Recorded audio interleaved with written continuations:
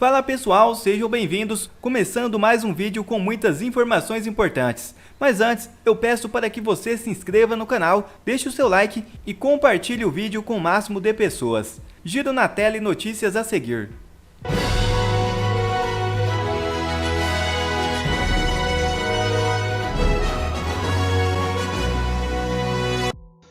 Urgente. Alexandre de Moraes pode ser condenado a 17 anos e meio de prisão. Veja o vídeo. Esse quadro que só é imaginável na Venezuela, na Nicarágua, em Cuba, a despeito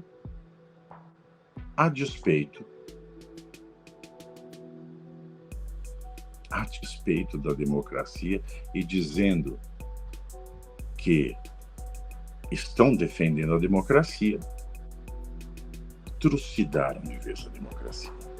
Então, nós temos aqui ontem a triste notícia de Clériston. Clériston, que era um preso político, repito, não digo que era inocente ou culpado. Um preso político porque não havia razão para prisão preventiva, que não teve respeitado o direito à audiência de custódia, que não teve respeitado o direito à amplíssima defesa, que não teve respeitado o direito ao habeas corpus, que não tem respeitado o direito ao recurso, ao duplo grau de jurisdição, que não teve respeitado o direito ao juiz natural, porque não tem foro privilegiado e não poderia estar sendo julgado pelo STF. STF que vem aplicando uma tese que não existe no direito brasileiro, que é a tese do crime multitudinário, e o crime multitudinário do qual fala o Código Penal é aquele que atenua e não que agrava um crime. Este cidadão brasileiro já tão vítima de todos os abusos que alguém pode sofrer em um país tirânico, ditatorial. Derrubei a caneta.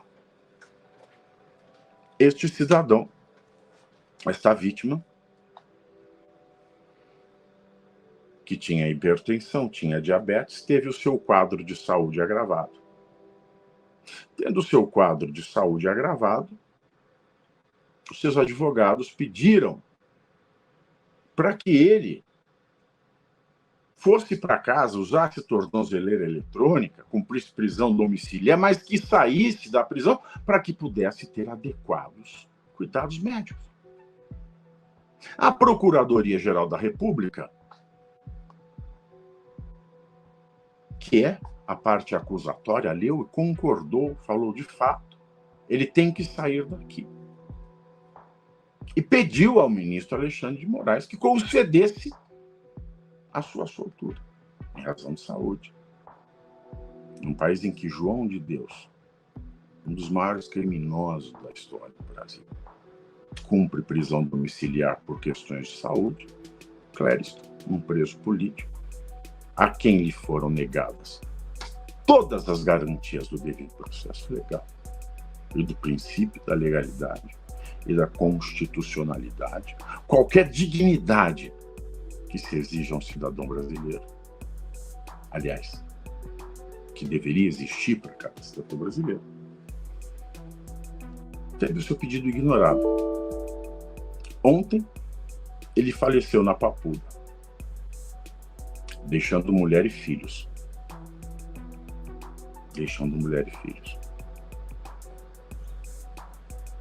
Deixando crianças.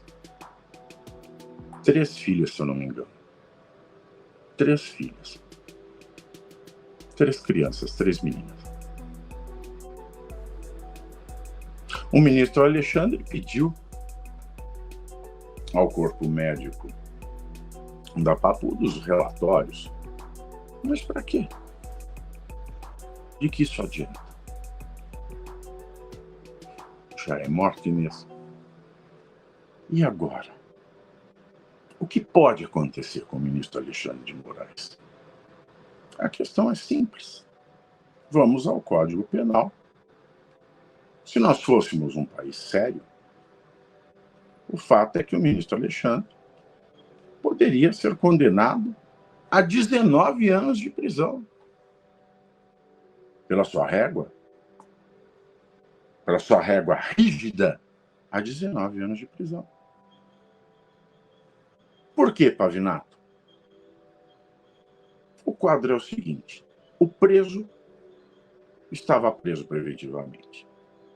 Ele teve agravadas as suas condições de saúde. O Ministério Público concordou com o seu estado de saúde, mas o juiz ignorou o pedido da sua saída. Ele morreu. Que lei se aplica ao juiz que ignorou esse pedido? O Código Penal brasileiro, no artigo 135, diz: deixar de prestar assistência, quando possível fazê-lo, a pessoa inválida ou ferida ou em grave e iminente perigo, que era o caso de Clériston,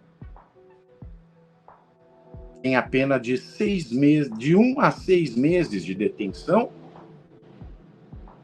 que é triplicada se essa omissão de socorro resulta em morte. Portanto, a pena vai de 3 meses a 1 ano e meio. 3 meses a 1 ano e meio. Depois, nós temos aqui o artigo 136, que diz: expor a vida ou a saúde de pessoa sob sua autoridade, guarda ou vigilância, quer abusando dos meios de correção ou disciplina, se isso resulta em morte, a pena é de reclusão de 4 a 12 anos. Então, 1 ano e meio por um crime e 12 por outro, 13 anos e meio. E por que tem que ser o máximo da dosimetria? Porque o artigo 61 do Código Penal diz que são circunstâncias que sempre agravam a pena uma série de coisas. E no caso do ministro Alexandre, nós temos 3 agravantes. A agravante do motivo torpe, artigo 61, inciso 2, a linha A. A agravante da linha G, que é o abuso de poder ou violação de dever inerente a cargo. E a linha I, que é quando o ofendido estava sob a imediata proteção de autoridade. Então, tudo isso eleva a pena para cima. Bom, mas não é só o Código Penal, temos ainda a Lei de Abuso de Autoridade, que é a Lei 13.869 de 2019. Artigo 9º. Decretar medida de privação de liberdade em manifesta desconformidade com as hipóteses legais ou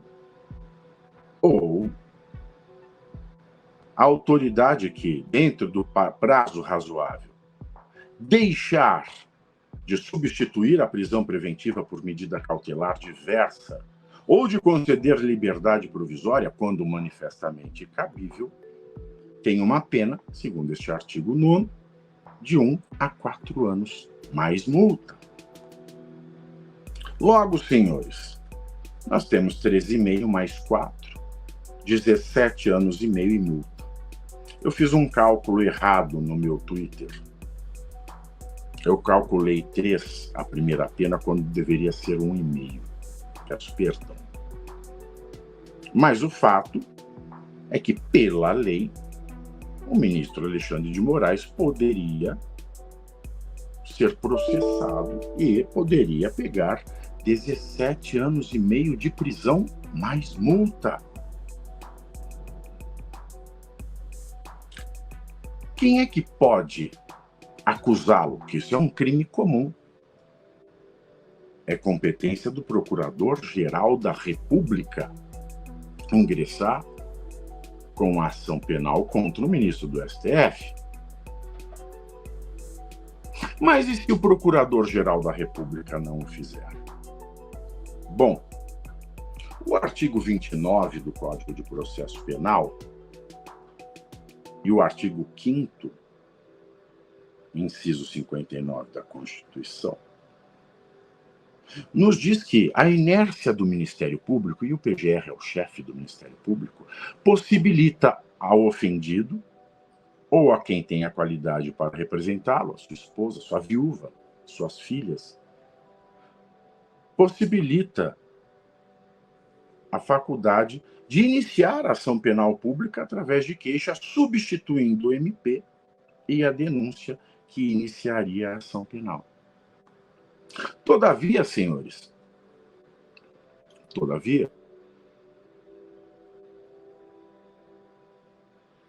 existem aqui algumas considerações, porque a jurisprudência do Supremo Tribunal Federal,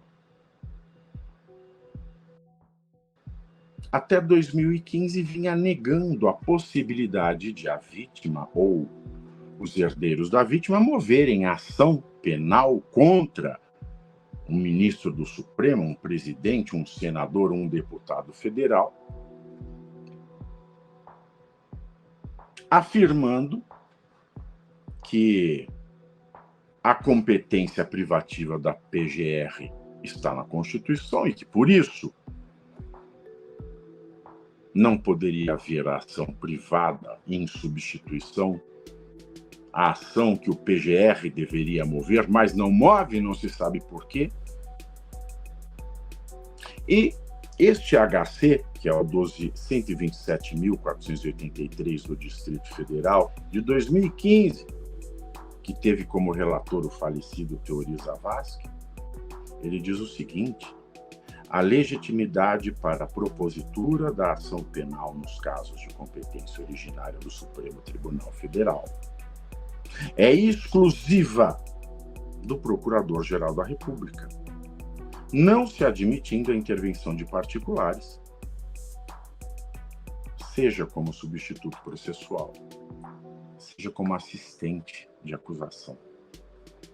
Mas vocês vão se lembrar agora, senhores, que no caso de Roma, do Alexandre de Moraes, ele já teve aceito, ele próprio e a família, como assistente de acusação. Ora.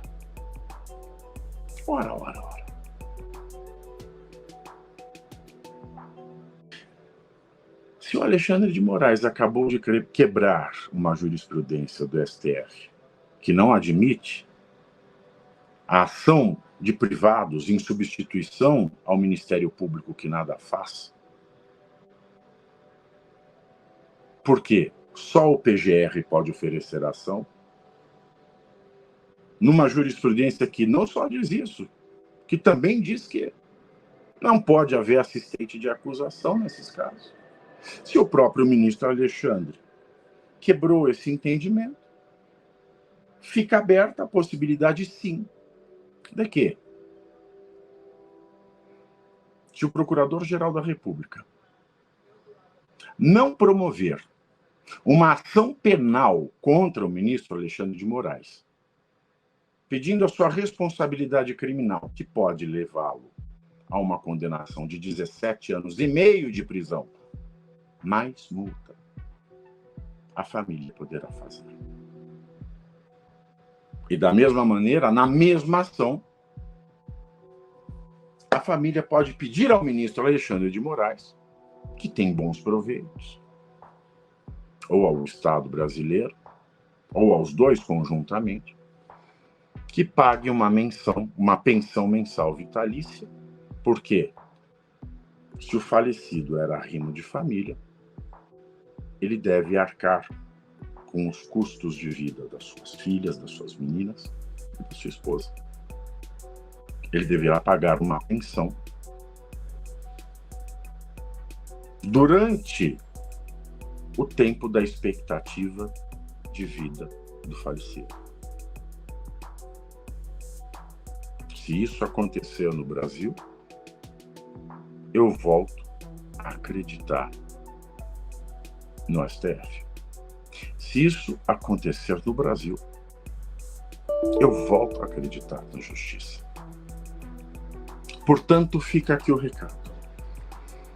A jurisprudência do STF historicamente não admite que a família da vítima represente criminalmente, diretamente, de maneira privada, o ministro do Supremo.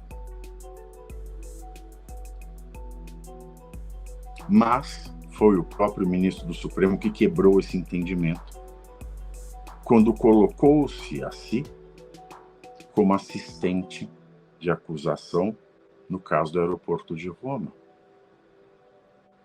E olha como é complicado você desrespeitar o direito. Porque ele acabou de fazer isso e acabou, de certa maneira, permitindo que a mulher e as filhas de Clériston, mortos sob a responsabilidade de Alexandre de Moraes e, portanto, do Estado brasileiro, possam sim, se o PGR não fizer nada em 6 meses, ingressar diretamente com ação penal privada, pedindo a sua condenação em até 17 anos e meio de prisão, mais multa. Deputados da oposição reagiram no Congresso Nacional. Maurício Marcon publicou em suas redes sociais: a oposição na Câmara dos Deputados, depois de uma reunião, decidiu reagir em 2 frentes sobre a morte de Clériston. Apoiado o pedido de impeachment que deve vir do Senado do ministro Alexandre de Moraes, baseado no artigo 39, são crimes de responsabilidade dos ministros do Supremo Tribunal Federal ser patentemente decidioso no cumprimento dos deveres do cargo. E 2, conseguir as 23 assinaturas que faltam para abrir a CPI do abuso de autoridade. O deputado André Fernandes também publicou em suas redes sociais: o Congresso Nacional tem que agir urgente e trancar todas as pautas até que o impeachment de Alexandre de Moraes seja pautado. A morte de Clezão será apurada pela OAB. A Comissão Nacional de Direitos Humanos da Ordem dos Advogados do Brasil vai apurar possíveis violações de direitos humanos no caso da morte de Clerilson Pereira da Cunha, conhecido como Clezão. Ele estava detido no complexo penitenciário da Papuda por ser suspeito de ter participado da invasão dos prédios dos Três Poderes em 8 de janeiro. O pedido da diligência para apuração foi feito pelo presidente do Conselho Federal da OAB, Beto Simonetti. A prisão em flagrante ocorrido no dia seguinte à invasão, mais tarde foi convertida para prisão preventiva. Ele permaneceu desde então detido no complexo.